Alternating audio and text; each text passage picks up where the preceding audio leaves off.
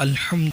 तेरा जर्रा महे कामिल है या गौस, तेरा कतरा यमे साइल है या गौस, कोई सालिक हो या वासिल है या गौस, कोई सालिक हो या वासिल है या गौस, वो कुछ भी है तेरा साइल है या गौस।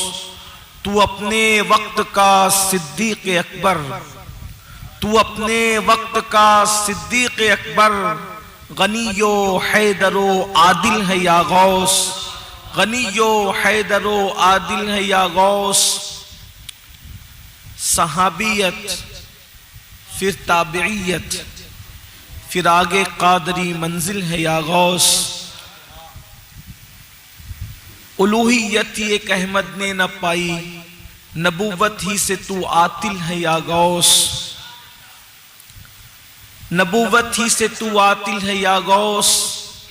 और वो क्या जानेगा फजले मुर्तजा को, वो क्या जानेगा फजले मुर्तजा को, जो तेरे फजल से आतिल है या गौस, बल्कि जो तेरे फजल का जाहिल है या गौस। और कहा तूने कि जो मांगो मिलेगा, कहा तूने कि जो मांगो मिलेगा, रजा तुझसे तेरा साइल है या गौस, रजा तुझसे तेरा साइल है या गौस।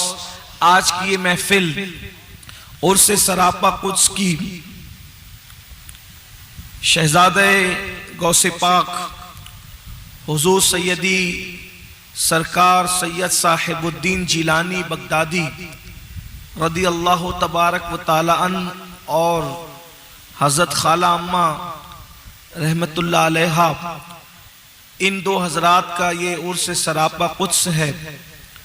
मेरी अपनी मालूमात के मुताबिक, बल्कि नाकिस मालूमात के मुताबिक, हिंदुस्तान में गौसे पाक की औलाद में जो सबसे पहले शहजादा आया वो सैयदना साबिर पाक की जात है। हिंदुस्तान में सरजमीन हिंद में गौसे पाक के खानदान से जो पहला बेटा आया, जो पहला शहजादा आया, बगदादे मोहल्ला से हिरात होते हुए, वो खानदान है सरकार साबिर पाक। क्योंकि साबिर पाक का नाम है अली अहमद, उनके वालिद का नाम है अब्दुल रहीम अब्दुल सलाम, उनके वालिद का नाम है सैयद अब्दुल वहाब जिलानी, और उनके वालिद का नाम है शेख अब्दुल कादिर जिलानी सरकार गौसुल आजम दस्तगीर। यानी ये पहला शहजादा है जो हिंदुस्तान की सरजमीन पर गौसे पाक के शहजादे की हैसियत से आया।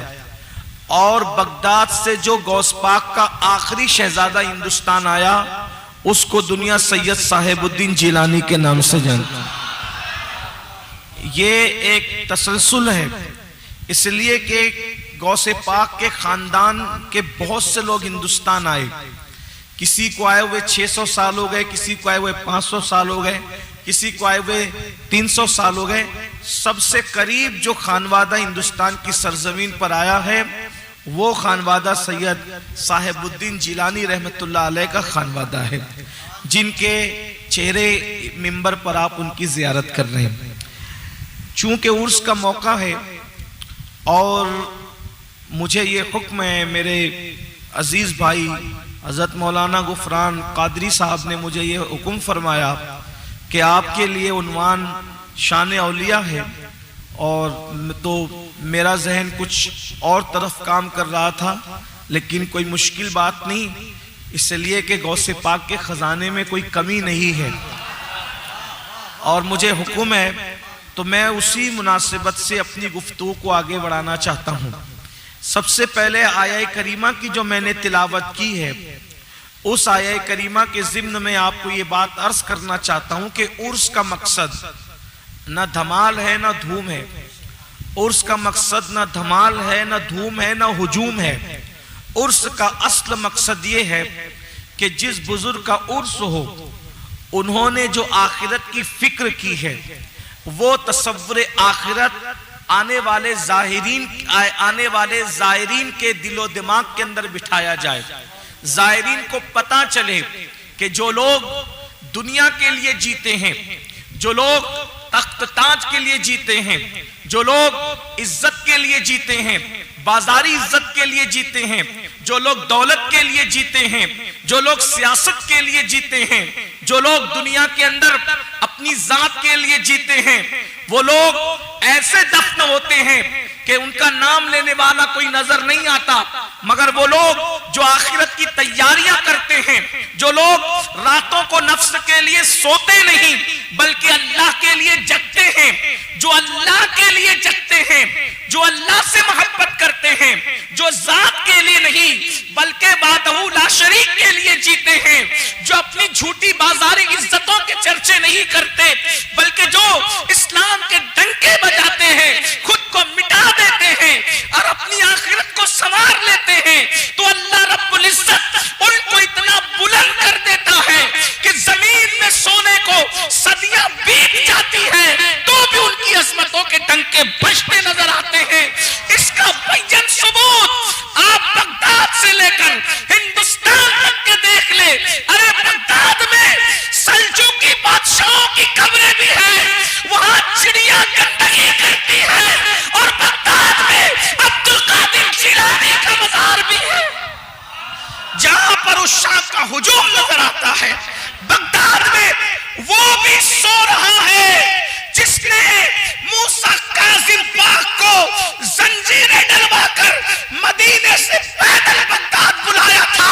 उसकी कब्र पर कुत्ते भी गंदगी करते हैं, लेकिन वो मूसा काजिम जो पैदल चल के पापा जंजीर बगदाद आया था, 24 घंटे में एक सेकंड ऐसा नजर नहीं आता जहां मेरे मूसा काजिम के आस्थाने पर भीड़ नजर न आ रही।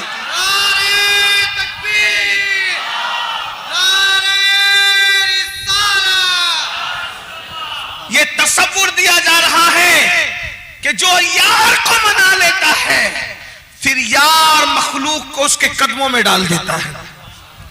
जो अल्लाह के लिए रातों को जगता है, अल्लाह अपनी मखलूक को उसके लिए जगाता है। बेशक बेशक। बोलिए अगर ये उर्स की महफिल ना होती तो भुसावल वाले जो इशा की नमाज के बाद सोने के आदी हैं, आधी रात को यहां बैठे होते, इस शान से बैठो।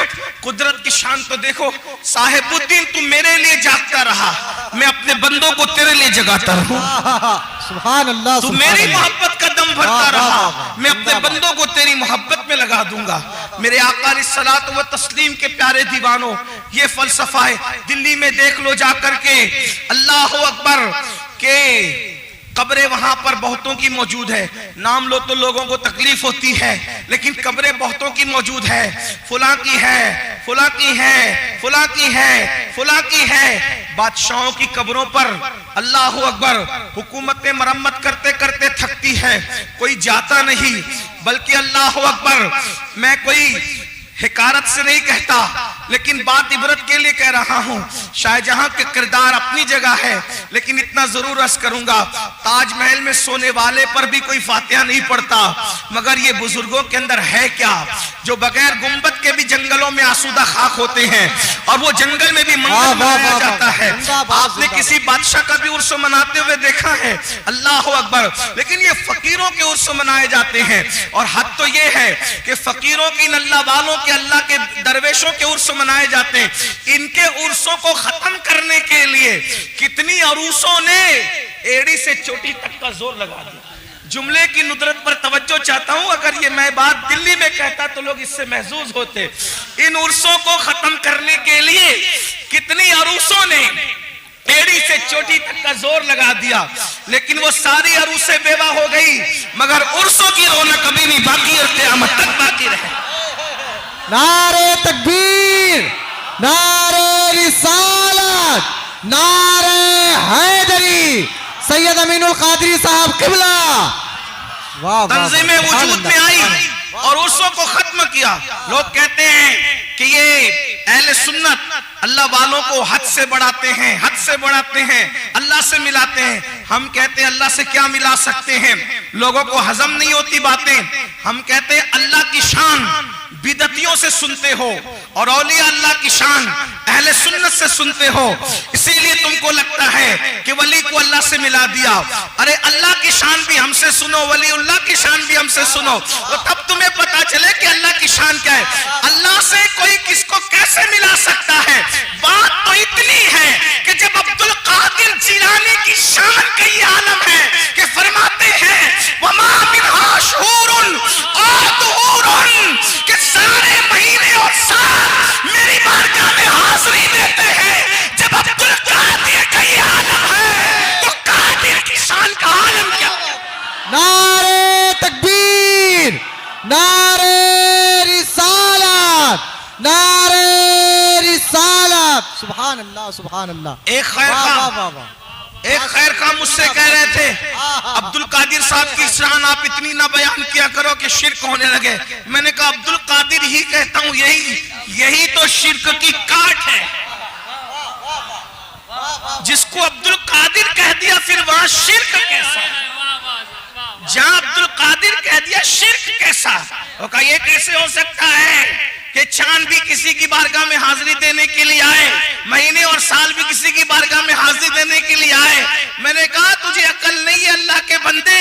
असल बात ये होती है कि हजरत सैयदना दाऊद हजरत सैयदना सुलेमान अलैहिस्सलाम के उम्मत में जो वली था उसने पलक के झपकते तख्ते बिल्किस को हजरत सुलेमान अलैहिस्सलाम के दरबार में पेश कर दिया। अल्लाहु अकबर। तो सुलेमान अलैहिस्सलाम ने क्या कहा, हाज़ा मिन फज़्ल रब्बी, अल्लाह का फजल है। किस बात पर कि उम्मते सुलेमान में ऐसे लोग मौजूद हैं, क्योंकि सुलेमान अलैहिस्सलाम की अज़मत उस तरह पता चल रही है कि जब उम्मती की ये शान है तो सुलेमान की शान क्या होगी।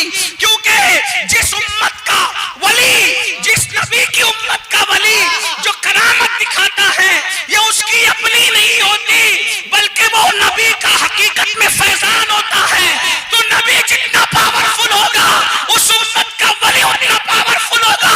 तो सुलेमान की ताकत ये है कि तख्ते बिल्किस लाया जाता है पलक के झपकते, और मेरे नबी की ताकत ये है कि उनकी उम्मत के वली की बारगाह में महीने और साल हाजिरी दिया करते। नारे तकबीर, नारे रिसालत, सैयद अमीनुल कादरी साहब किबला।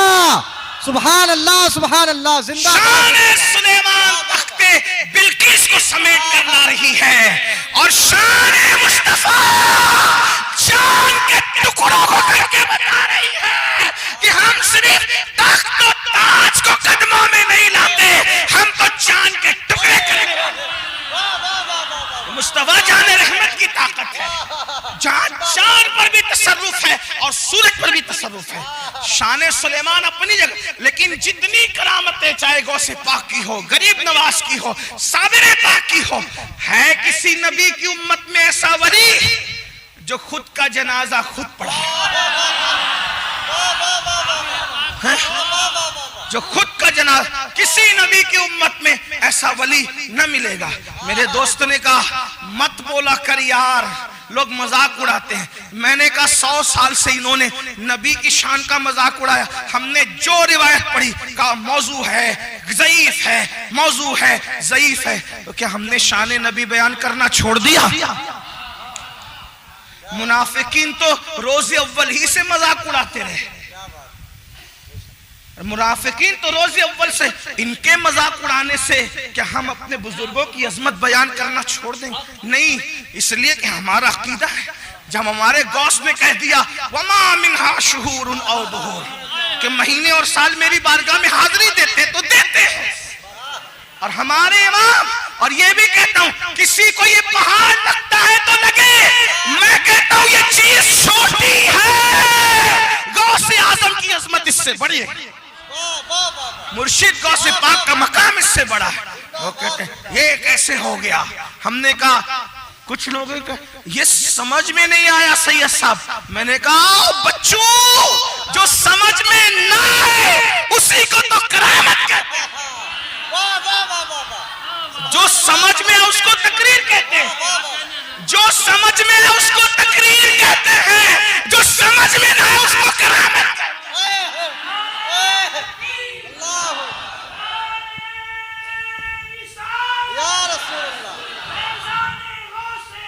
जिंदाबाद।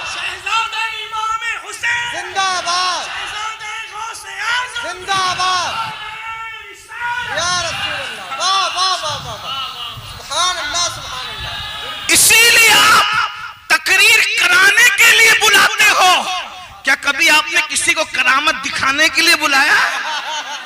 इसलिए कि करामत होती है वो जो समझ में नहीं आती। भाई समझ में नहीं आता। वो साबिर पाक ने जनाजा पाया, कुछ लोग कहते ये तो कहानी है, ये तो किस्से हैं। हमने कहा यूट्यूब के नाबालिग मुहक्किकों,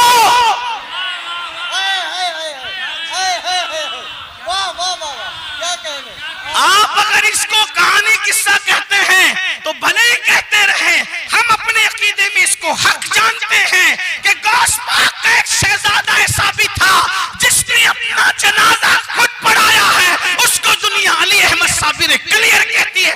और फिर अंदाजा कर लो, जब अब्दुल कादिर का पोता ऐसा है तो शान अब्दुल कादिर जिलानी क्या।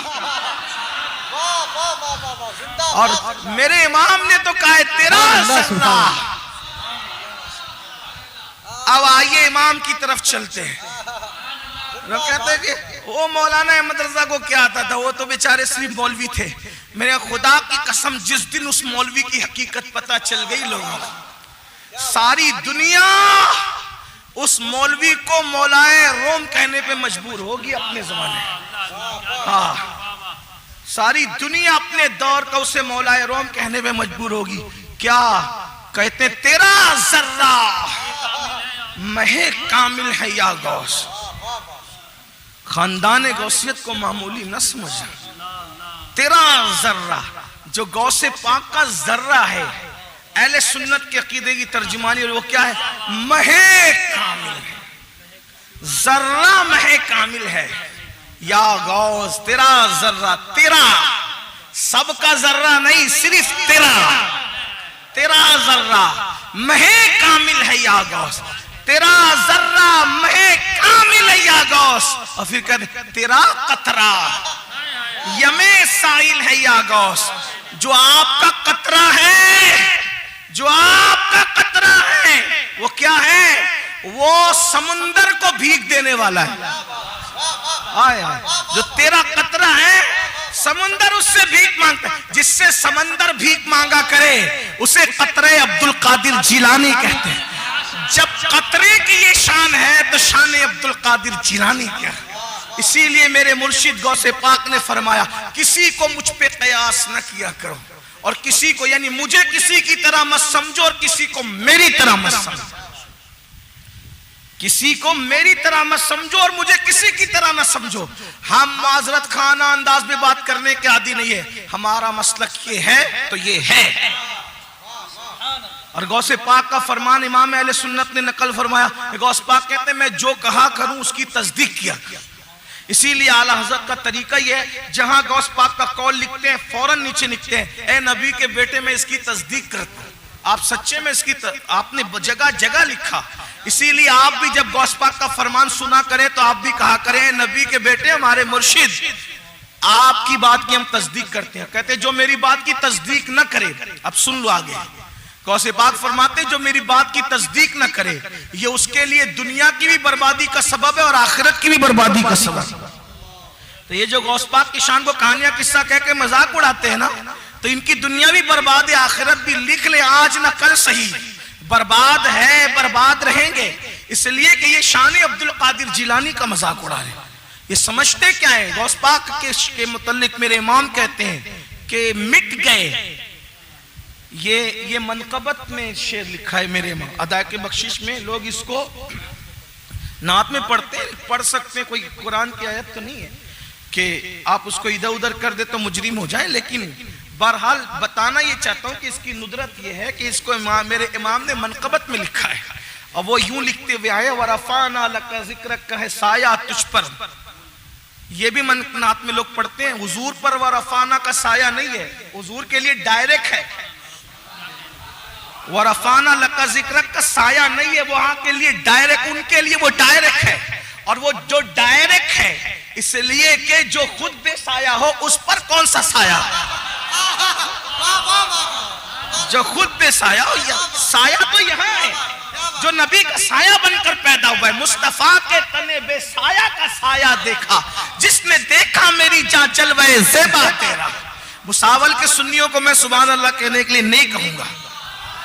मुझे मालूम है कि रात के 12 से ज्यादा हो गए हैं और मेरे भुसावल और खानदेश के लोग जो ऐशा की बात सुनने के आदी हैं, लेकिन इतना जरूर है कि ये गौस पाक के नाम पे मुर्दे भी बोल देते हैं, ये सुन्नियों का अकीदा है। अगर गौस पाक के नाम पे मुर्दे बोलते हैं, अगर सुन्नी ना बोले तो फिर मैं क्या समझूं कि खानदेश वाले कुछ इतनी बेबाकी मेरे अंदर नहीं है।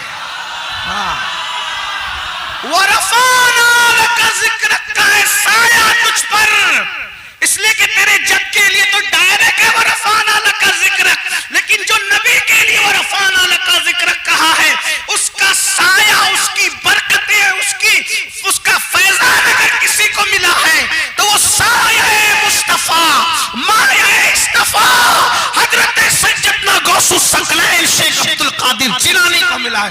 वरफ़ाना लका ज़िक्रक का है साया तुझ पर, जिक्र ऊंचा है तेरा, बोले बाना तेरा, अक्ल होती तो खुदा से न लड़ाई लेते, ये घटाए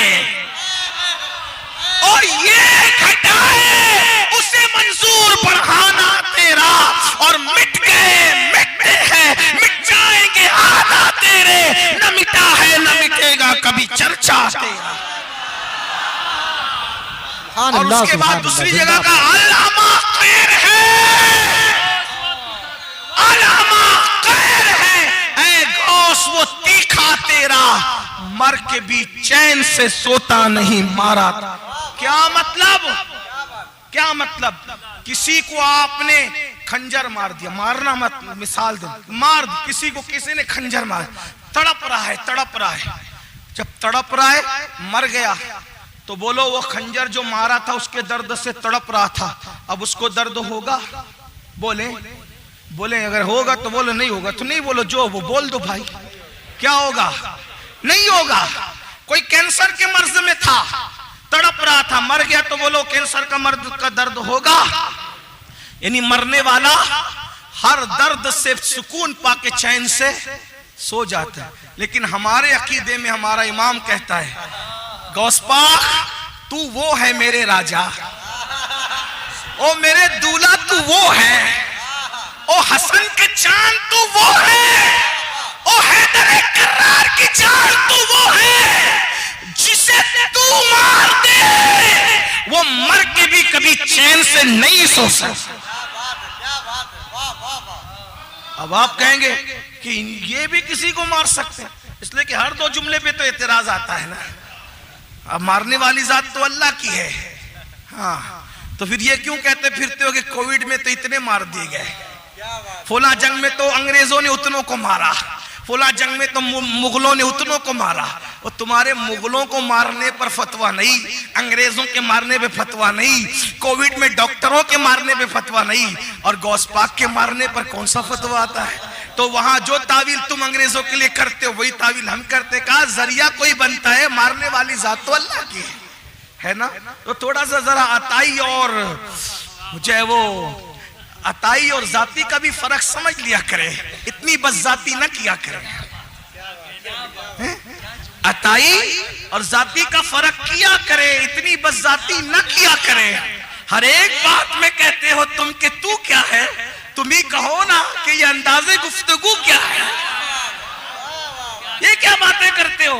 अल्लाह के बंदो शान गौसे आदम समझो तो तुम्हें पता चलेगा। गौस पाक कहते हैं कि अब्दुल कादिर जिलानी अल्लाह के राजों में से राज बन करके आया। तो चलिए जल्दी जल्दी बात अब खत्म करने की तरफ चलते हैं, क्योंकि ताखीर हुई, लेट जो वो प्रोग्राम शुरू हुआ, मैं बात एंड की तरफ ले जाता हूं। अर्ज ये कर रहा था, कहते हैं कि तेरा कतरा यमे साइल है या गौस, जो आपका कतरा है ना गौस पाक, वो साइल को यानी वो समंदरों को भी खैरात अता करता है। और फिर कहते हैं बड़े मजे में कहते हैं, कोई सालिक हो या वासिल है या गौस। सालिक उसको कहते हैं जो विलायत की मंजिल पे चल रहा हो, और वासिल उसको कहते हैं जो अल्लाह तक पहुंच चुका हो। गौर करें, ये वो कह रहा है, ये जो लोग कहते हैं कि तुम लोग आला हजरत को पेश करते हो और दूसरों को नहीं पेश करते, दूसरे सब सराखों पर है। लेकिन इमाम अहले सुन्नत की बातें इस सदी में हमने देखा, हमारे बड़ों ने देखा कि कभी बगैर तहकीक के उन्होंने की नहीं। यानी वहां सिर्फ शायरी का रंग नहीं है, और शोरा के वहां रंगे शायरी है, लेकिन वहां सिर्फ शायरी का रंग नहीं है बल्कि इल्मी नुदरत भी है। फिर इल्म के साथ सिर्फ इल्म नहीं, इल्म के साथ इश्क भी है, इश्क में फकाहत भी है, फकाहत में फिर इल्म हदीस की रानाइयां भी है, फिर इल्म हदीस की रानाइयों के साथ इल्म रियाजी की मिलावट भी है, फिर इल्म रियाजी की मिलावट के साथ साथ फिर ज्योमेट्री की रंगीनियां भी है, फिर ज्योमेट्री की रंगीनियों के साथ इल्म अर्दियात और इल्म फलकियात का जो है वो एक गिरा भी लगा दिया जाता है, और फिर वो सब कुछ मिलता है तो उसे इमाम अहले सुन्नत का कलाम कलाम रजा कहते हैं। वरना आप क्या बात करेंगे? क्या कोई जान सकता है? कोई ये बात कोई सिर्फ शायर कह लेगा? लाओ किसी शायर ने कही हो तो, हालांकि मेरा उन्वान नहीं है लेकिन बात कहता हूं, कोई शायर ने कहा हो तो ये बात लाओ। क्या कहते हैं? कमाल इम्कान के झूठे नुक्तों। इस पे नहीं कहूंगा बोलो सुभान अल्लाह, इसलिए कि आपको समझ ही नहीं आएगी तो कोई बात ही नहीं है। वो तो बेचारे वो बड़े लोग होते हैं जो कहते हैं समझ में आए तो भी बोलो, ना समझ में आए तो भी बोलो। लेकिन बहरहाल मैं तो इतना कहूंगा कि अगर समझ में आ जाए या ना आए तो इतना बोल दो कि मेरे महबूब की शान है। क्या कहते? कमाल इम्कान के झूठे नुक्तों, तुम अव्वल आखिर के फेर में हो। लाओ गालिब को उठा के पढ़ो। मैं तो गालिब का बड़ा चाहने वाला आदमी हूं।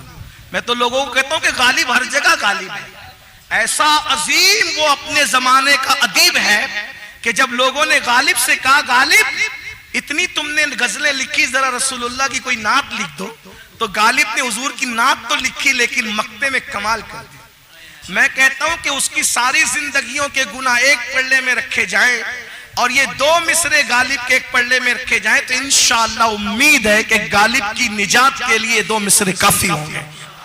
गालिब ने कहा था गालिब, अच्छा गालिब ज्यादातर गालिब, ये गालिब के बारे में बताऊं, हर जगह गालिब गालिब ही रहा, क्योंकि जिस दिन गालिब पैदा हुए उनकी अम्मी और उनके अब्बा ने मशवरा किया कि बच्चे का नाम क्या रखें।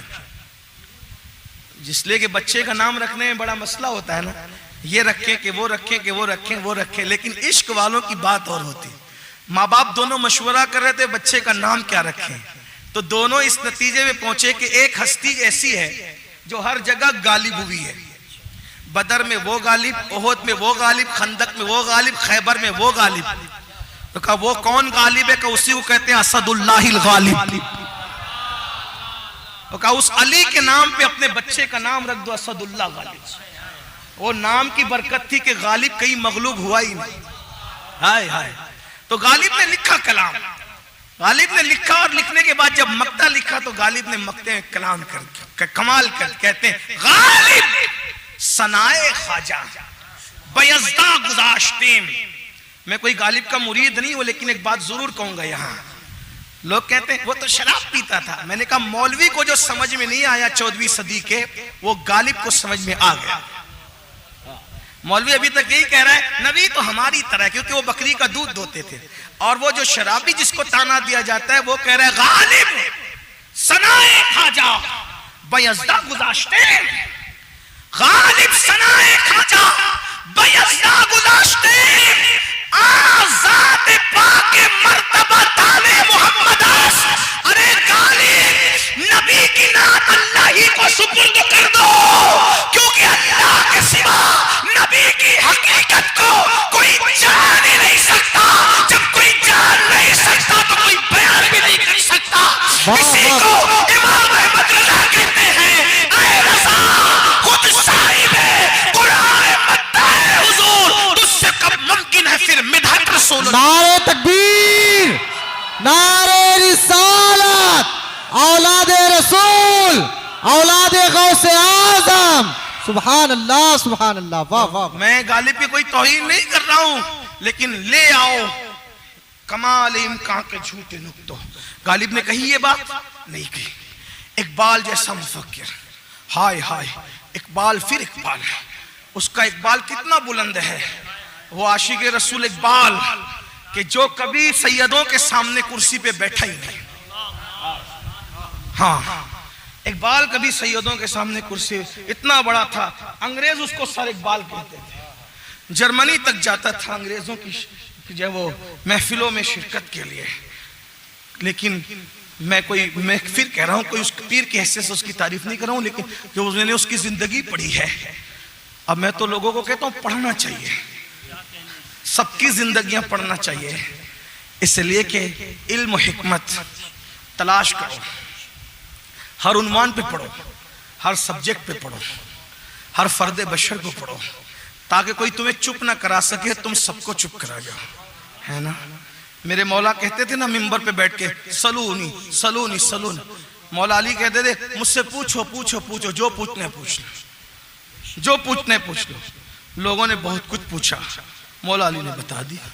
बल्कि मौला मुश्किल कुशा तो यहां तक कहते थे तुम जितने जमीन के रास्ते जानते हो, अली आसमान के रास्ते उससे ज्यादा जानता है। बात अपनी है, लेकिन मैं बात क्या कर रहा था, मैं किसी की बुराई के तौर पे या किसी को जो है वो ऊंचा नीचा ऐसा नहीं। इकबाल वो बंदा है जो सैयदों के सामने कभी कुर्सी पे बैठे नहीं, जमीन कहा जाता है। पीर सैयद जमात अली शाह साहब रहमतुल्लाह अलैह, एक बार उनके साथ में किसी महफिल में शिरकत हो गई तो इकबाल कदमों में बैठ गए। पीर साहब ने फरमाया इकबाल कुर्सी में बैठो, मेरे बराबर बैठो। कहा हुजूर आप सैयद हैं, मैं सैयद के बराबर नहीं बैठता, नबी के आल के बराबर नहीं बैठता। वो कहा मुझे यहीं बैठने दे, क्योंकि आप उठकर जाएंगे तो आप कह सकेंगे कि इकबाल तो मेरे कदमों में रहता है, इकबाल तो मेरे कदमों में रहता है। जो उनकी आल के कदमों में रहते हैं उन्हीं का इकबाल बुलंद हुआ करता है। जो उनसे हार जाते हैं वो सैयदुत तैफा बन जाते हैं। जो जीतने की कोशिश करते हैं आले नबी से, उनकी कब्रों का निशान भी मिट जाता है, उनकी नस्लों का निशान भी मिट जाता है। गौर तो फरमाए बहरहाल। लेकिन इकबाल ने बहुत बड़ी बड़ी बातें कही, मगर कमाल इम्कान के झूठे निपटो वो इकबाल के दीवान से खाली है। ये कमाल, आप कहेंगे कमाल इम्कान के झूठे नुक्तों वाला मसला क्या है?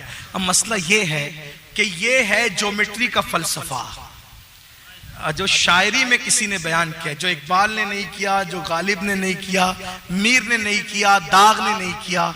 इन सब की शायरी बहुत बुलंद है, मैं कोई तासुब की बात नहीं, बहुत बड़ा बड़ा लिखा इन लोगों ने।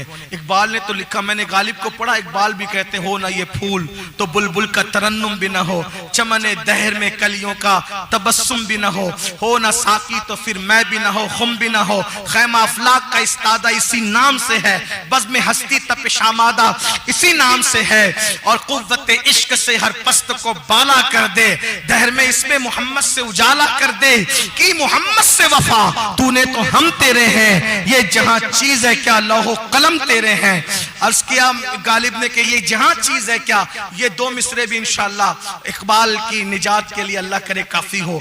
बहरहाल बात होती है, लेकिन इकबाल के यहाँ भी वो नजर नहीं आते। कमाल इम्कान के झूठों नुक्तों क्या है, असल में ये है कि इमाम के दौर में किसी ने एक फितना छोड़ दिया कि रसूलुल्लाह तो बशर हैं, बशर आसमान पे जा नहीं सकता, जाएगा तो आ नहीं सकता। और फिर हुजूर गए तो कहां गए, किसने देखा? क्योंकि जब जिब्रील को नहीं पता कि कहां तक गए, लोगों ने कहा, ये एतराज किया लोगों ने कहा क्या बात नहीं, जिब्रील को नहीं पता, कैफ के पर जहां जलते हैं वहां कुछ नहीं पता, तो कहां गए, कैसे गए, कहां क्या हुआ, कहां आए, किधर गए, कैसे हुआ? मेरे इमाम ने फरमाया, और ज्योमेट्री पर ईमान लाने वालों और नबी का इनकार करने वालों, अगर तुम ज्योमेट्री को मानते हो तो मैं तुम्हें ज्योमेट्री के जरिए से समझा दूं। तो कहते हैं कैसे ज्योमेट्री? अब नबी की नाप ज्योमेट्री के जरिए हो रही है, और उसमें इतना मुश्किल फलसफा इतनी आसानी से समझाया जा रहा है। मैं बात खत्म करने लगा हूं, मैंने बहुत तफसील से कहीं बयान किया, मुझे याद नहीं आ रहा, लेकिन यहाँ से शॉर्ट करके फिर मैं कलाम इमाम की तरफ चलता हूं, ताकि आपको पता चले कि वो तो सिर्फ मौलवी थे। अरे ज्योमेट्री को पानी पिलाया है, क्या कहते हो मौलवी थे? हाँ, तसव्वुफ के वो निकात बयान किए, कहते हो क्या मौलवी थे? अभी अगर आगे वक्त रहा तो मैं अर्ज कर सकता हूं, लेकिन अभी टाइम नहीं, कभी किसी और मौके के लिए। लेकिन जिंदा दिली के साथ अपने नबी की शान सुन ले। जो लोग ज्योमेट्री पढ़े हुए, हम लोग उनको ज्यादा पढ़े लिखे लोग नहीं है, लेकिन इतना जरूर है कि कुछ अभी भी याद है, क्योंकि जो भी पढ़ा जो है वो अल्लाह की तौफीक से अच्छा पढ़ा, मेहनत से पढ़ा, डंडी भी नहीं मारी, हाँ वहां जाकर शरारतें नहीं की, हाँ बट्टेबाजियां नहीं की, जहां गए शराफत से गए, सीखा और अच्छे से सीखा, थोड़ा ही सीखा, बहुत थोड़ा, लेकिन जो कुछ है खैरात है गौसुल आजम दस्तगीर पीरान पीर की। ज्योमेट्री का उसूल है, पढ़े लिखे लोग माशाल्लाह यहाँ मौजूद है, दुनियावी दीनी आप मुझसे ज्यादा जानते होंगे, हमारे यहाँ भी मिंबर पे भी काफी पढ़े लिखे लोग मौजूद हैं। जब आप दायरा बनाते हो, सर्किल बनाते हो, तो जो दायरा बनता है वो दायरा, उर्दू जबान में समझा रहा हूं, दायरा नुक्तों का मजमुआ होता है। नुक्ता, दायरे को दायरे से मिलाते हैं तो नुक्ते को नुक्ते से मिलाते हैं तो दायरा बनता है। कई नुक्तों को मिलाया जाता है तो दायरा बनता है। लेकिन छोटा सा बच्चा भी जानता है कि जब हम प्रकार को रखकर जब पेंसिल घुमाते हैं तो जो पहला नुक्ता होता है, दायरा उस वक्त तक मुकम्मल नहीं होता, पहले नुक्ते से नुक्ते मिलते हुए दायरा बनता है, लेकिन दायरा हमेशा अधूरा रहता है उस वक्त तक जब तक पहले नुक्ते पर आपका पेंसिल ना आ जाए। ऐसा ही है, पेंसिल वहां से चलता है और वहां से फिर यानी कि जो पहला नुक्ता हुआ वही आखिरी नुक्ता भी है ना, ऐसे ही है। इसलिए कि उससे पहले आपने रोक दिया तो नुक्ते में नुक्ता ना मिलेगा तो फिर क्या होगा, दायरा मुकम्मल नहीं होगा। अब इमाम उसको ज्योमेट्री के लहजे में मेराज मुस्तफा को समझाते हैं, गए कहां आए कहां से, तो कहते हैं कमाल इनका के झूठे नुक्तों, तुम अव्वल आखिर के फेर में हो। अव्वल कौन आखिर कौन, कमाल इनका के झूठे नुक्तों, तुम अव्वल आखिर के फेर में हो। मुहीत की चाल से तो पूछो किधर से आए किधर गए।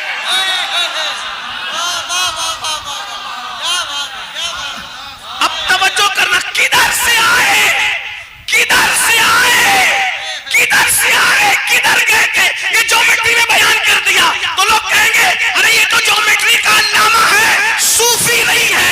तो फिर उसको समझाने के लिए तसव्वुफ का भी सहारा ले लिया ताकि मुझे निरा मौलवी मत समझना, अहमद रजा अपने जमाने का मंसूर भी है, मंसूर। तो ज्योमेट्री से मेरा समझाने के बाद कहते हैं कमाल इनका के झूठे नुक्तों, तुम अव्वल आखिर के फेर में हो। मुहीत की चाल से तो पूछो किधर से आए किधर गए, तो कहते वही है अव्वल, वही है आखिर, वही है जाहिर, वही है बातिन, उसी के जलवे उसी से मिलने उसी से उसकी तरफ गए। नारे तकबीर, नारे रिसालत, नारे हैदरी, मसलके आला हजरत सैयद अमीनुल कादरी साहब किबला, हुजूर जिलानी सरकार। मनकबत के जो चंद अशार बच्चे हैं फिर कभी करेंगे, 1 बजे खत्म करना था, 12:52 हो गए, फिर कभी करेंगे। सलातो सलाम दुआ बाकी है। अस्सलाम वालेकुम रहमतुल्लाह।